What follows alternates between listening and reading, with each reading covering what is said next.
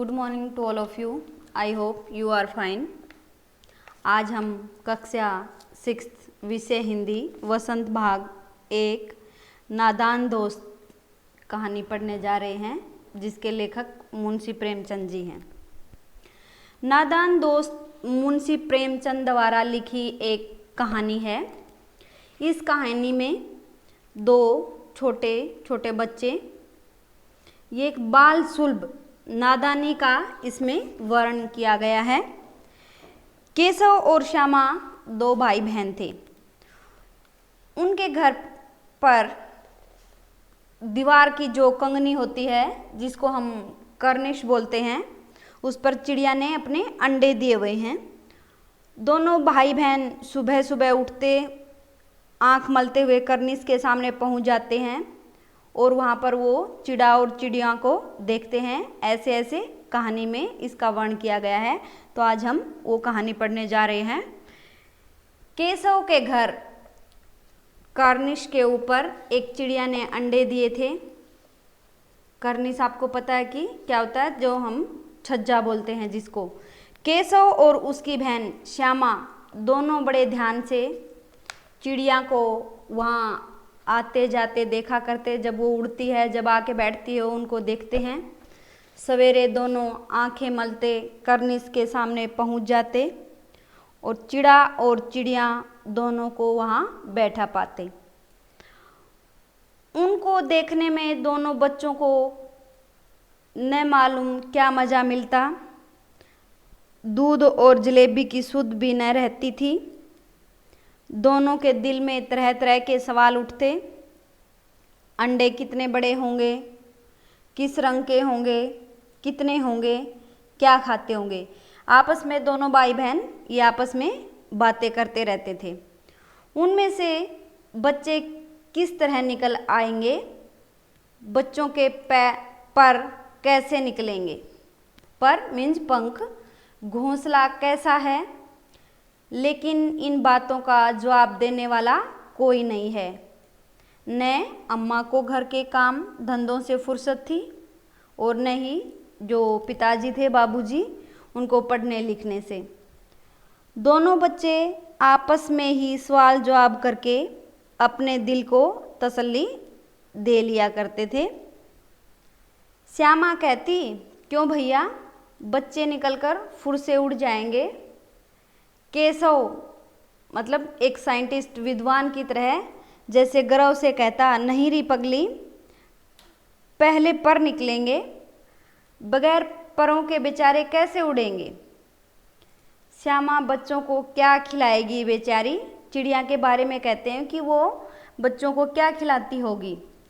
केशव इस पेचीदा मतलब उलझन भरे सवाल का जवाब कुछ न दे सकता था। इस तरह 3-4 दिन गुजर गए। दोनों बच्चों को की जिज्ञासा दिन प्रतिदिन बढ़ती जा रही थी। अंडों को देखने के लिए वे अधीर व्याकुल हो उठते थे। उन्होंने अनुमान लगाया कि वह अब जरूर बच्चे निकल आए होंगे। बच्चों के चारे का सवाल अब उनके सामने आ खड़ा हुआ है। चिड़िया बेचारी इतना दाना कहाँ से लाएगी। बच्चे भूखे पेट रहेंगे। गरीब बच्चे भूख के मारे चू चू करके मर जाएंगे। इस मुसीबत का अंदाज़ा करके दोनों बच्चे क्या है, वो घबरा उठते हैं। दोनों ने फैसला किया कि कर्निश पर थोड़ा सा दाना रख दिया जाए। श्यामा खुश होकर बोली, तब तो चिड़ियों को चारे के लिए कहीं उड़कर भी नहीं जाना पड़ेगा।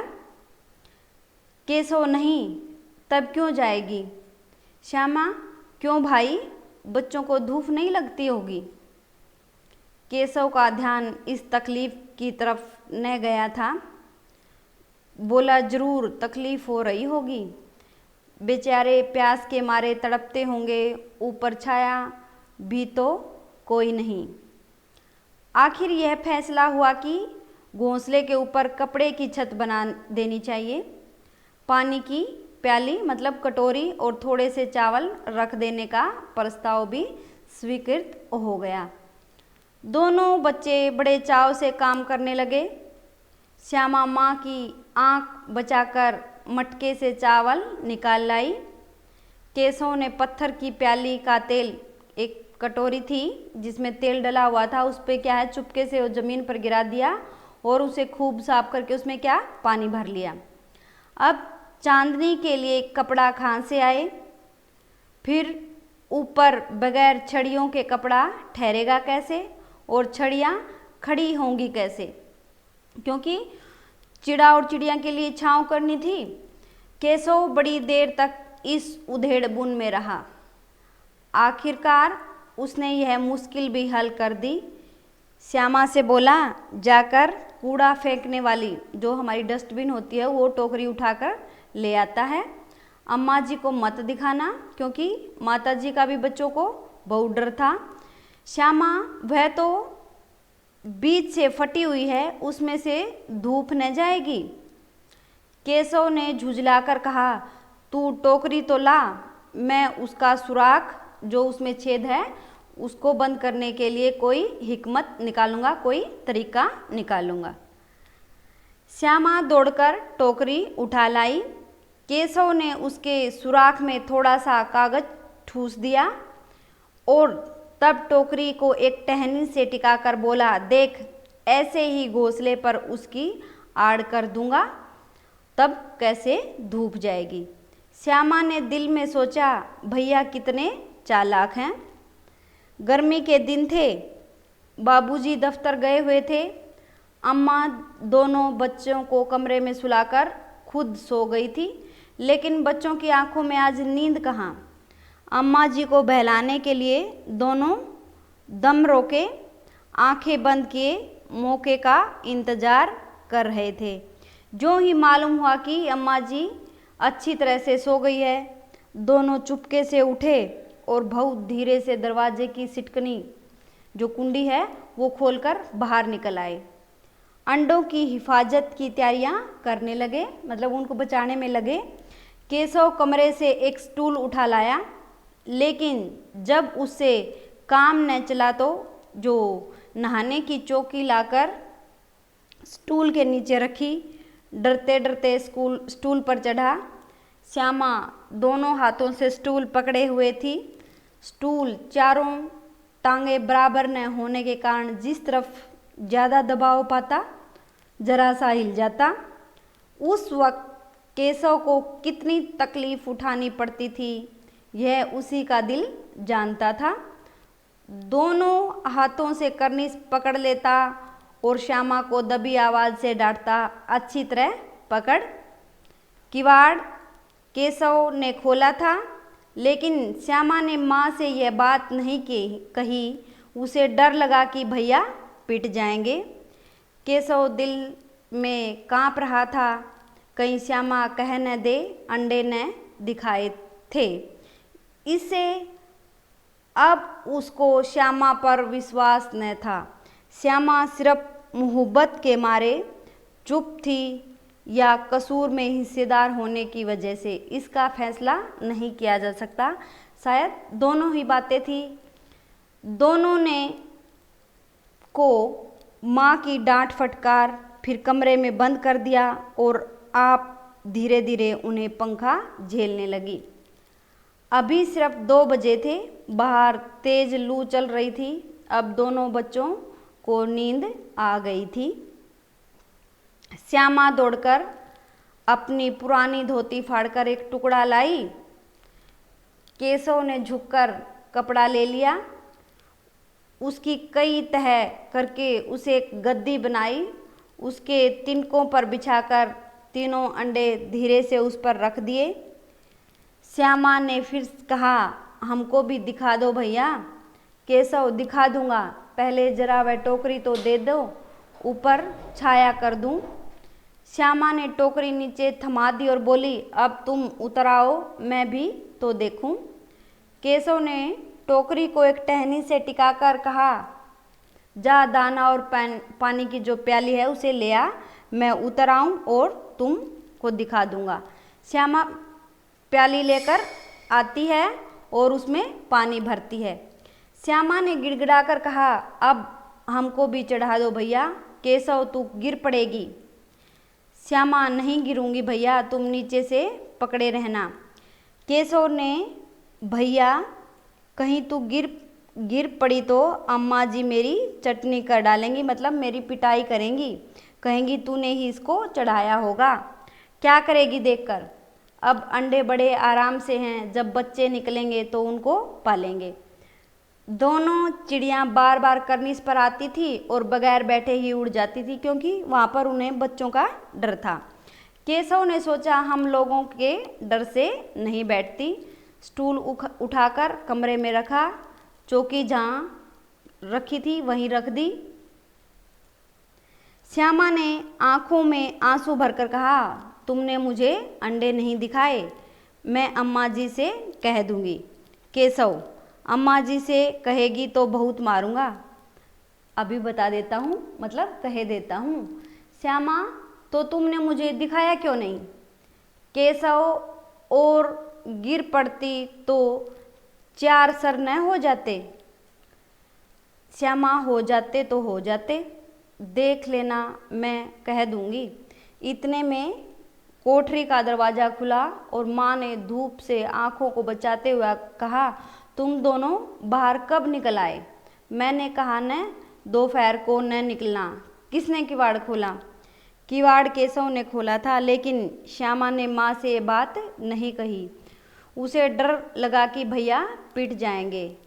केशव दिल में काँप रहा था, कहीं श्यामा कह न दे। अंडे न दिखाए, इससे अब उसे श्यामा पर विश्वास न था। श्यामा सिर्फ मोहब्बत के मारे चुप थी। उसे कसूर में हिस्सेदार होने की वजह से इसका फैसला नहीं किया जा सकता। शायद दोनों ही बातें थी। माँ ने दोनों को डांट डपट कर फिर कमरे में बंद कर दिया और आप धीरे धीरे उन्हें पंखा झेलने लगी। अभी सिर्फ दोपहर के 2 बजे थे। बाहर तेज लू चल रही थी। दोनों बच्चों को नींद आ गई थी। 4 बजे यकायक श्यामा की नींद खुली। किवाड़ खुले हुए थे। वह दौड़ी हुई करनीस के पास आई, ऊपर की ओर ताकने लगी। टोकरी का पता न था। संयोग से उसकी नज़र नीचे गई और वह उल्टे पांव दौड़ती हुई कमरे में जाकर जोर से बोली, भैया अंडे तो नीचे पड़े हैं, बच्चे क्या हो गए? उड़ गए हैं। केशव घबराकर उठा और बोला, बाहर आया तो देखा। क्या देखता है कि तीनों अंडे नीचे टूटे पड़े हैं। उनसे कोई चूने जैसी चीज़ जो है वो बाहर निकली हुई है। पानी की प्याली एक तरफ टूटी हुई पड़ी है। उसके चेहरे का रंग उड़ गया। सहमी हुई आँखों से ज़मीन की तरफ देखने लगा।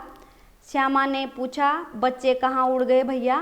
केशव ने क्रूण धीरे से कहा, अंडे तो फूट गए। श्यामा, और बच्चे कहाँ गए? केशव, तेरे सर में देखती नहीं है? अंडों में से उजला उजला पानी निकल आया है। वही तो 2-4 दिनों में बच्चे बन जाते। माँ ने सोटी हाथ में लिए, मतलब डंडा हाथ में लिए हुए पूछा, तुम दोनों वहाँ धूप में क्या कर रहे हो? श्यामा ने कहा, अम्मा जी चिड़िया के अंडे टूट पड़े हैं। माँ ने आकर टूटे हुए अंडों को देखा और गुस्से से बोली, तुम लोगों ने अंडों को छुआ होगा। अब तो श्यामा को भाई पर जरा भी तरस न आया। उसी ने शायद अंडों को इस तरह रख दिया कि वह नीचे गिर पड़े। इसकी उसे सज़ा मिलनी चाहिए। बोली, इन्होंने अंडों को छेड़ा था अम्मा जी। माँ ने केशव से पूछा, क्यों रे? केशव भीगी बिल्ली बना खड़ा रहा। माँ, तू वहाँ पहुँचा कैसे? उसकी माँ उसे कहती है केशव से कि तू वहाँ तक पहुँचा कैसे, करनीस तक? श्यामा चौकी और स्टूल रखकर चढ़े। अम्मा जी। केशव, तू स्टूल थामे नहीं खड़ी थी? श्यामा, नहीं, तुम्ही ने तो कहा था। श्यामा, माँ, तू इतना बड़ा हुआ, तुझे अभी इतना भी नहीं मालूम कि छूने से चिड़िया के अंडे गंदे हो जाते हैं, चिड़िया फिर उन्हें नहीं सेती। श्यामा ने डरते डरते पूछा, तो तूने चिड़िया के अंडे गिरा दिए हैं अम्मा जी? माँ और क्या करती, केशव के सिर पर इसका पाप पड़ेगा, हाय हाय, 3 जाने ली दुष्ट ने। श्यामा ने डरते डरते पूछा, तो क्या चिड़िया ने अंडे गिरा दिए हैं अम्मा जी? माँ और क्या करती, केशव के सिर पर इसका पाप पड़ेगा, हाय हाय, 3 जाने ले ली दुष्ट ने। केशव रोनी सूरत मतलब रोते हुए मुंह बनाकर कहता है, मैंने तो सिर्फ अंडों को गद्दी पर रख दिया था अम्मा जी। माँ को हंसी आ गई, मगर केशव को कई दिनों तक अपनी गलती का बहुत अफसोस पछतावा होता रहा। अंडों की हिफाजत करने के जोग में उसने उनका सत्यानाश कर डाला। इसे याद कर वह कभी कभी रो पड़ता था। दोनों चिड़ियाएँ वहाँ फिर न दिखाई दी। आज हमने नादान दोस्त नामक जो कहानी है उसको रीड आउट किया। आगे की वीडियो में हम शॉर्ट क्वेश्चन डालेंगे।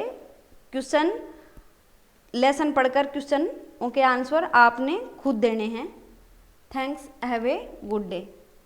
सर इसके 2 पेज आगे पीछे हो रहे हैं।